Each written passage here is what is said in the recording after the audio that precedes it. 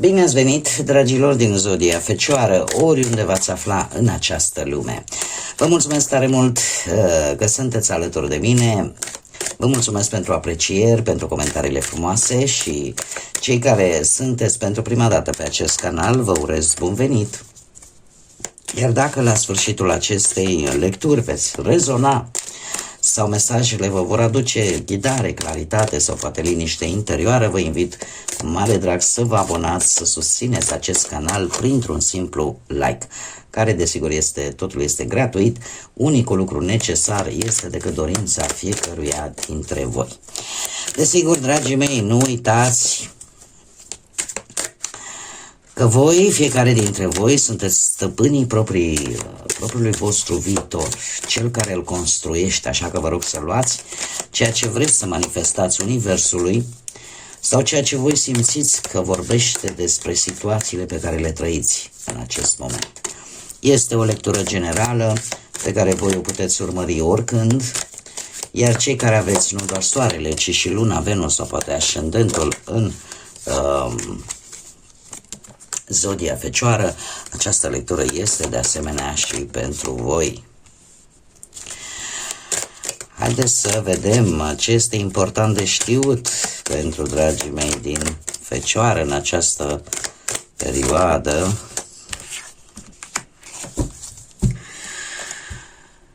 Dragilor dragi, avem numărul 22, numărul 9, 21 și cifra 3.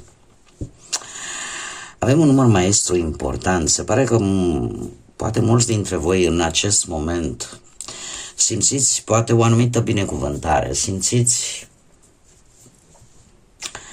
că în sfârșit puteți să construiți ceva trainic, ceva pe termen lung. Simțiți că ați învățat anumite lecții. O liniște, aș putea să spun, o transformare, dar în același timp și o manifestare concretă la scară mare, ca să zic așa. Sunteți poate mult mai ambițioși, mult mai practici, mult mai strategi. Dacă vorbim poate de un proiect major, sunteți mai cooperativi, dar în același timp mai sensibili. Aveți sau dați dovadă de o înțelegere mult mai bună vis-a-vis poate de nevoile celorlalți. Vă manifestați într-o manieră mult mai organizată, dar practică și durabil.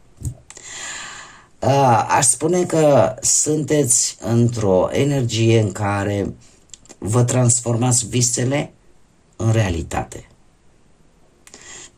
22 este un număr care ne vorbește de manifestare, de a construi prin manifestare. Acum, cartea în sine, binecuvântare, îmi vorbește de protecție, de acele momente de grație din viața voastră, când poate ați primit ceva și v-ați simțit binecuvântați. Ceva pentru care voi nu a trebuit să forțați nimic.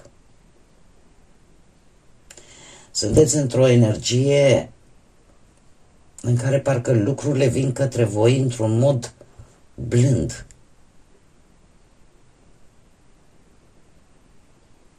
În care parcă sunteți ghidați de o energie care efectiv curge liber. Și îți dă așa o stare de a te simți practic. Mulți ar spune norocoși. Dar aici vorbim strict de a te simți binecuvântat. Că ai ceea ce ai. Că, cum să spun eu, că obții ceea ce tu ai nevoie. Avem de asemenea insula Comorii. Insula Comorii îmi poate vorbi de acele lucruri care se mișcă încet, dar care se mișcă acolo unde trebuie. Ajungi acolo unde trebuie.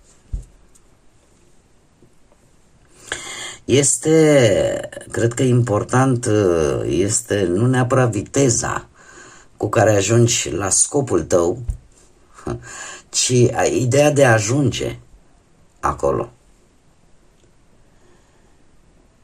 Voi veți descoperi în următoarea perioadă poate resursele pe care le aveți și pe care le țineți la păstrare. Începeți să recunoașteți care este potențialul vostru, ce deja se află în interiorul vostru, acea comoară care se află în interiorul vostru. Sunteți poate mult mai curioși în această perioadă și dați dovadă de foarte multă curiozitate și acționați poate cu curiozitate în anumite situații, lucru care vă va permite în viitorul apropiat să faceți un pic de curățenie în viața voastră, să vă dați seama de fapt ce vă trage în jos, ce nu mai este bun pentru voi. Să analizați și să eliminați ce nu mai este util. Fie ele emoții, fie ele relații, obiceiuri, situații care v-au încărcat viața, poate până acum. E ca și cum îți dai seama și vrei să te eliberezi de acea piatră grea care te trăgea în jos.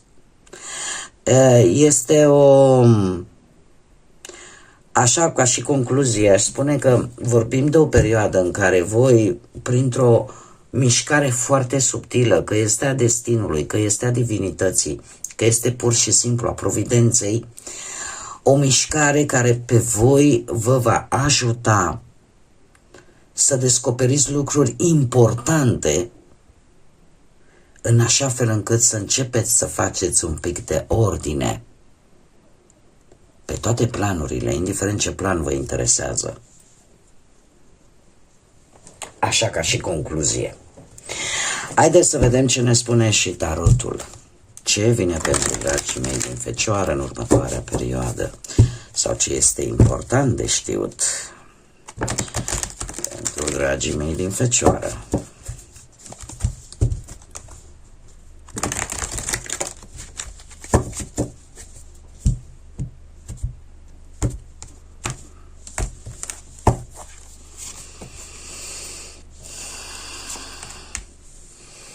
Se vede energia, avem forța aici, este ceva intern, să știți, este ceva în interiorul vostru. Să știți că ceea ce voi veți descoperi o să vă pună un pic pe gânduri.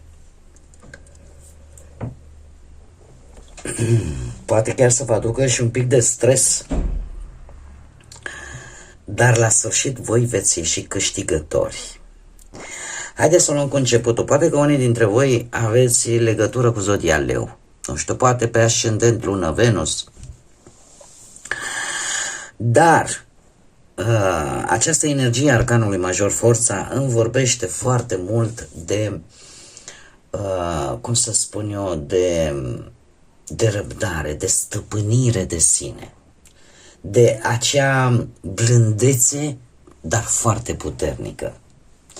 Cumva, poate chiar la locul de muncă, nu știu, abordați provocările de la muncă cu calm, cu răbdare, încercați să gestionați conflictele fără să țipați, fără să vă certați. Asta totuși, în același timp, nu vă pierdeți atenția, nu vă pierdeți perseverența în a termina poate un proiect dificil.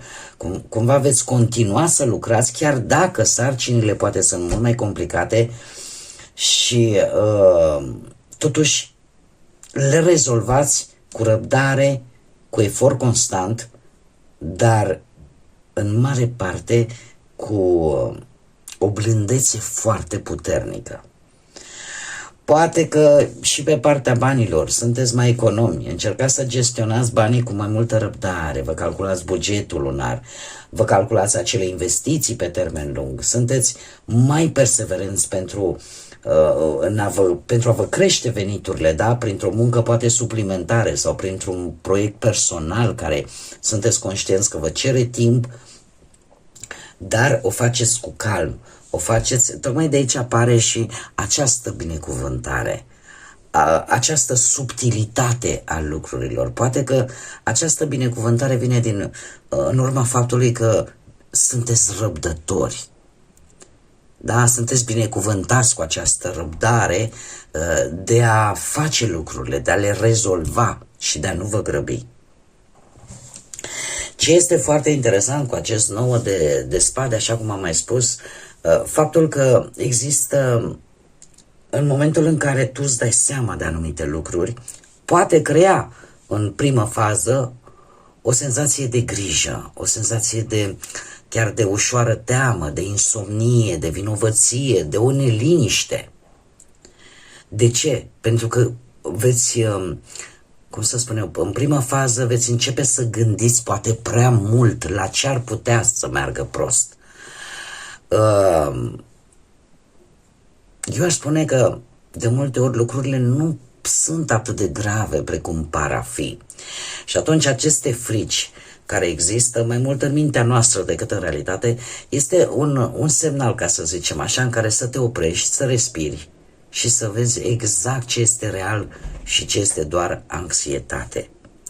Pentru că într-un final este un foc de paie, ca să spunem așa. Avem un 6 de bâte. Un 6 de bâte care mie mi-arată o victorie, un succes, o recunoaștere.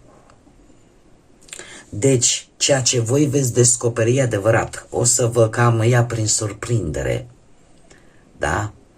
Dar nu este un motiv la care voi să, cum să zic eu, să renunțați.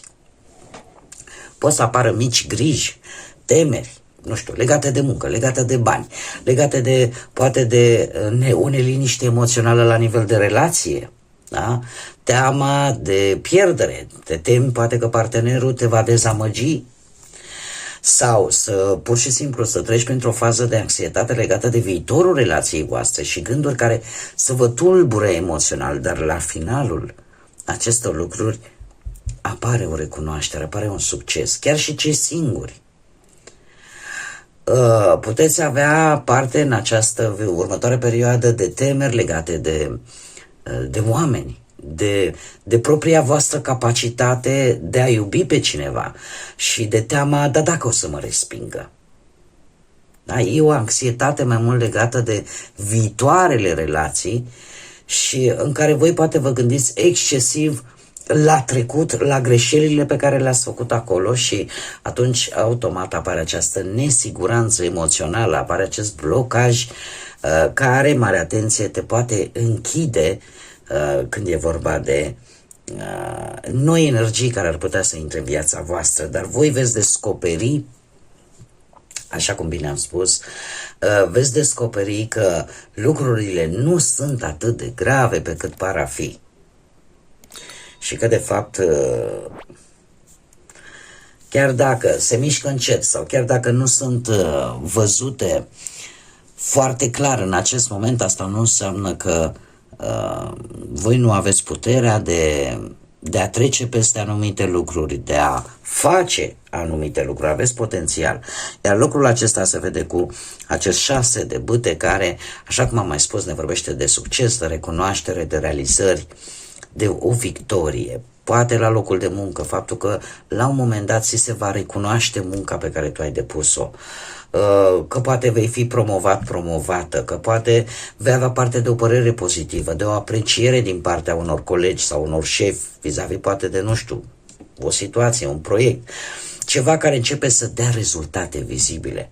Și într-un final toate aceste eforturi vă sunt recunoscute. E o energie foarte pozitivă care pe voi vă va motiva să continuați, să vă dezvoltați mai departe pe plan profesional.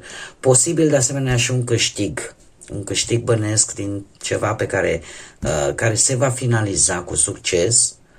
Poate să fie, nu știu, vreun bonus, o vânzare reușită, nu știu, ceva care să vă consolideze un pic așa resursele financiare, iar dacă vorbim de partea asta emoțional, sentimentală, pentru cei care sunteți într-o relație, se pare că pur și simplu ajungi la un moment dat în care unul pe celălalt vă simțiți că vă susțineți. Da? Vă simțiți că puteți avea chiar realizări personale, individuale, da? Voi să aveți o realizare personală sau celălalt de lângă voi să aibă o realizare personală, dar cumva vă felicitați reciproc, ca să spunem așa, treceți împreună prin aceste momente de mândrie. E o energie, așa cum am mai spus, o energie pozitivă care vă va aduce stabilitate, va aduce entuziasm în cuplul vostru. Asta, desigur, cred că nu este cazul, dar eu îmi fac datoria să vă spun, încercați să nu deveniți prea preocupați de propria voastră imagine și cumva să uitați să fiți atenți la nevoile partenerului vostru. Cu acest mic avertisment, chiar și cei singuri, veți atrage persoane care apreciază ceea ce voi reușiți, succesul vostru. Veți avea parte de un succes. Și e un moment tare potrivit ca voi să ieșiți în lume, să interacționați social, în așa fel încât să vă creșteți șansele de relații chiar foarte interesante care pot apărea în viața voastră.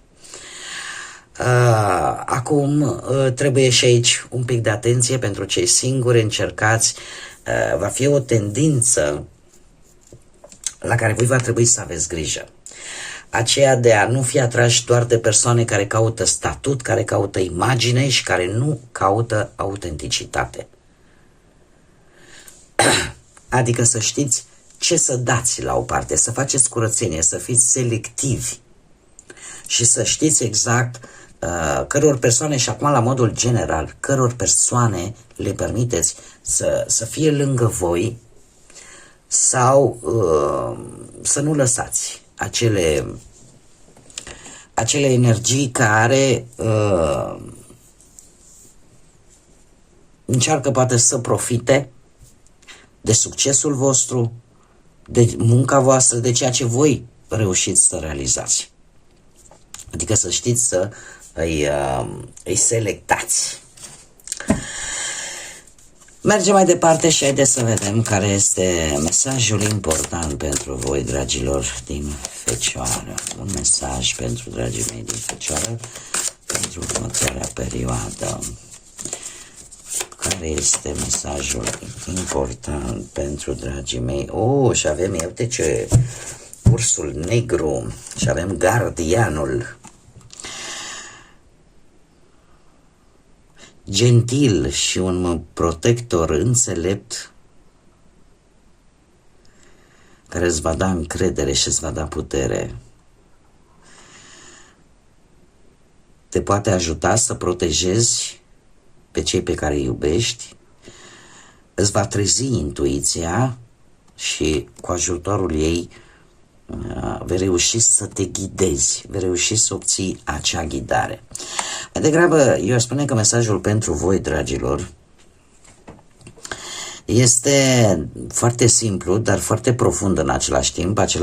Luați-vă rolul acela de gardieni, de a-i apăra, de protectori, de a-i apăra pe cei pe care voi îi iubiți, dar într-un mod cât mai, cum să spun eu, într-un mod intuitiv, într-un mod în care nu doar să-i protejați, ci și să-i ajutați, să-i ghidați oarecum, să le arătați care de fapt este calea. Este un mesaj care, sincer să fiu, trebuie să ajungă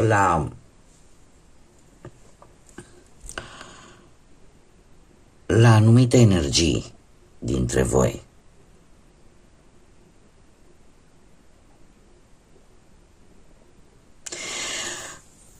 Sunt situații cu care unii dintre voi se confruntă în care nu reușesc poate să rezolve situații legate de cei dragi vouă, care poate își doresc foarte mult să-i protejeze pe acele persoane care sunt importante pentru voi și nu știu cum. O puteți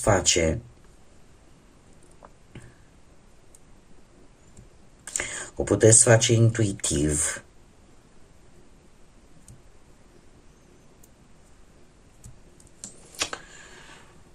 dar în același timp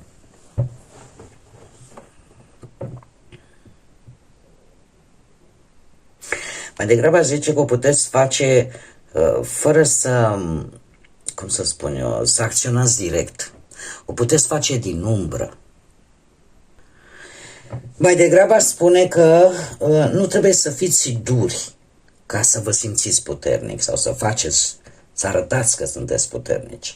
Cumva trebuie să acționați după ceea ce voi simțiți, după ceea ce voi înțelegeți și nu neapărat într-o manieră impulsivă, să spunem așa. Voi aveți resurse, dar trebuie să aveți încredere în aceste resurse și chiar dacă vreți să protejați pe cei pe care îi iubiți, nu trebuie să o faceți neapărat printr-un control, ci mai mult prin echilibru, prin prezența voastră. Poate că este un moment bun în care voi să nu mergeți doar pe logică, care este tipic pentru zodia voastră. Trebuie să începeți să simțiți un pic mai mult, intuitiv. Poate că este un moment în care să ascultați un pic mai mult și nu neapărat să încercați decât să controlați totul. Cred că asta este esența acestui mesaj important pentru voi. Bun, dragilor, cam acestea au fost mesajele voastre. Sper din suflet că această lectură să vă fie adus ghidare, claritate. Vă mulțumesc tare mult că ați fost alături de mine, iar până la o nouă lectură, desigur, nu uitați, suflete frumoase, să zburați înalt și lăsați credința, iubirea, pacea și lumina să vă însoțească la fiecare pas.